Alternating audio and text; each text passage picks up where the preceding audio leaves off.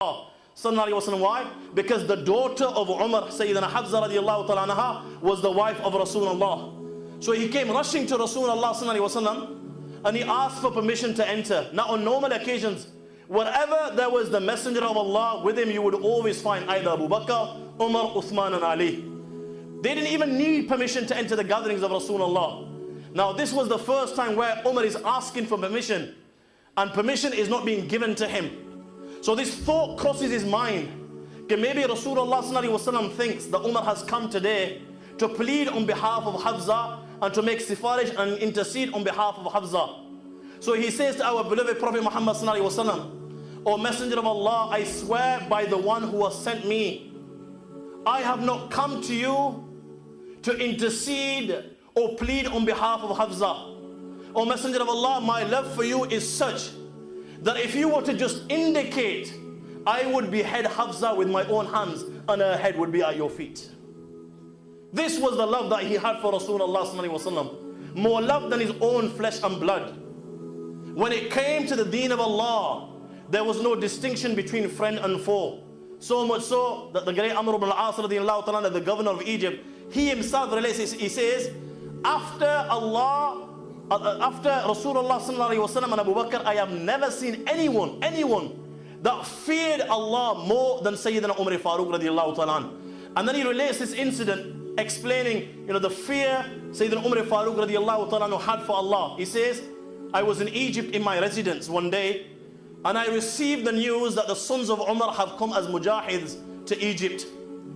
He says, I asked with regards to their residence, and I was told that they were living in such a place.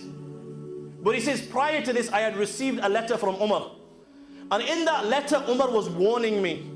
He'd warned me, if I ever treated any member of his family in a different way than I treated the general believers, he would punish me and he would dismiss me.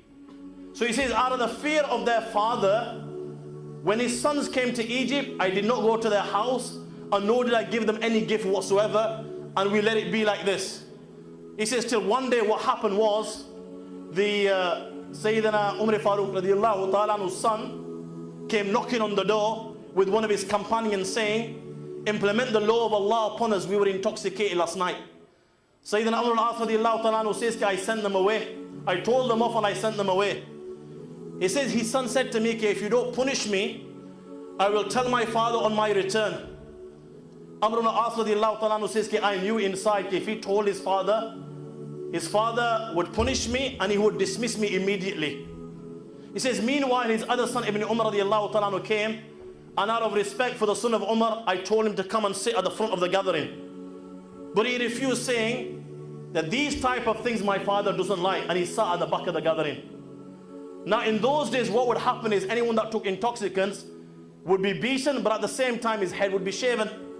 So he says, Ibn Umar radiallahu ta'ala requested, he wasn't too bothered about the beating, because that was the law of Allah. But as for the shaving of the head, he requested that it be done not publicly, done privately inside some other room.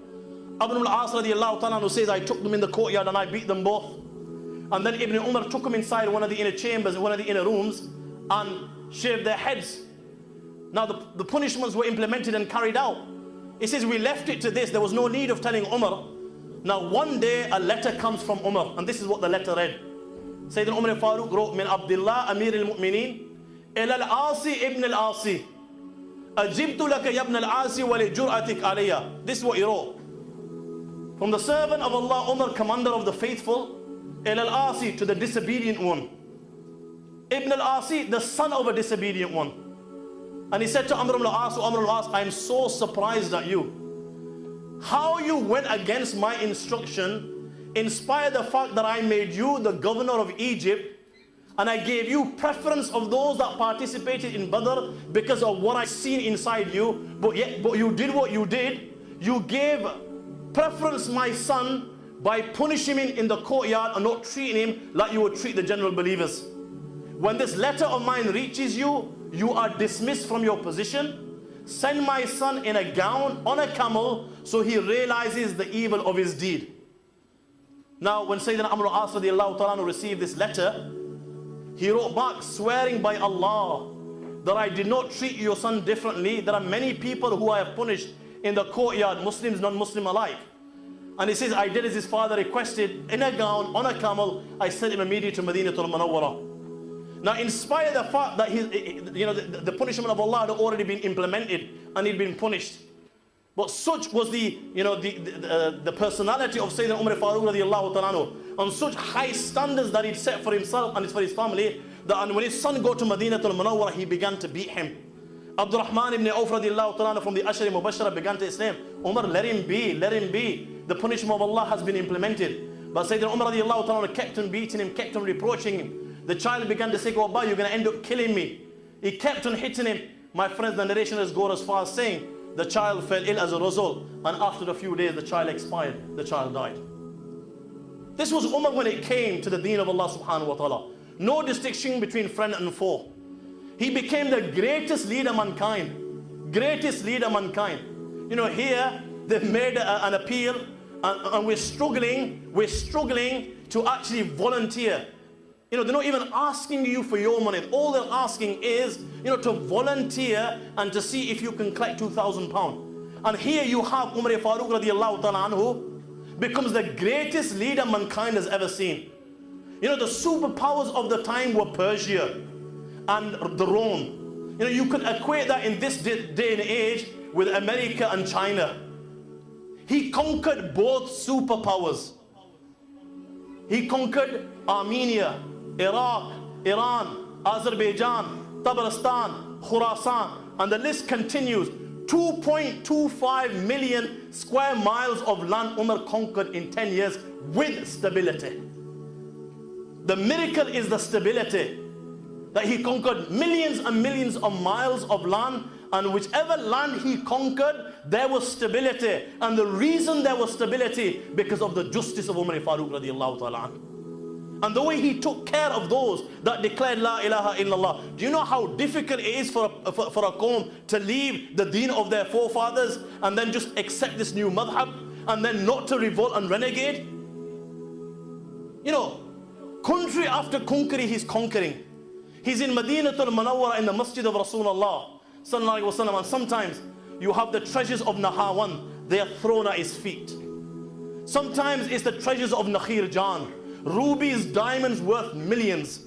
Sometimes they are presenting him, Allahu Akbar, with the swords of the monarchs of China. Sometimes it's the robes of Anushirwan that are presented to the great Umar Farooq radiallahu ta'ala an. You know, on one occasion, they brought him a horse of solid gold this horse was. And this horse had a silver saddle. And on the breast and chest of this horse, inside there were, you know, ruby. It was decorated with rubies and diamonds and emeralds. On one occasion, they brought him a she-camel of silver. Solid she-camel of silver. The saddle was of gold. The string of this she-camel was studded with priceless rubies. And there was a rider on this she-camel. From head to toe, this rider was decorated in gems, in diamonds, in emeralds, in rubies. Magnificent of all that was presented to Umar when he conquered Persia was a piece of carpet which the Persians used to call the spring. A very large piece of carpet with embroidery of, you know, trees and flowers and houses and everything that was embroidered there. It was done with golden, it was worked with golden embroidery, and, you know, the fruits and everything were decorated with diamonds and rubies. You know, treasures after treasures from all corners of the world is there being presented to Umar. You know, I would not be wrong in saying that the keys to the treasures of the dunya were at the feet of Umar. And in spite of all this, this was the personality of Sayyidina Umar Farooq radiallahu ta'ala that Qatada relates. He relates, you know, on one occasion, he's late for Jummah. People are waiting in the congregation. You know, the congregations in the masjid waiting for the Amir al-Mu'mineen to lead the Jummah prayer. And it's time and the Amir al-Mu'mineen is not there. The Sahaba become anxious. Now all of a sudden, rushing, the Amir al-Mu'mineen comes forward to the minbar and he apologizes. And what he says to the companions of Rasulullah and the believers, he apologizes and says, okay, my brothers, I'm sorry that I was delayed. The reason I was delayed is because I had washed my clothes. Listen very carefully to this. This is the Amir al-Mu'mineen. You know, Kisra, when his name would mention, would see nightmares, terrified. these were the superpowers. And he's there washing his own clothes.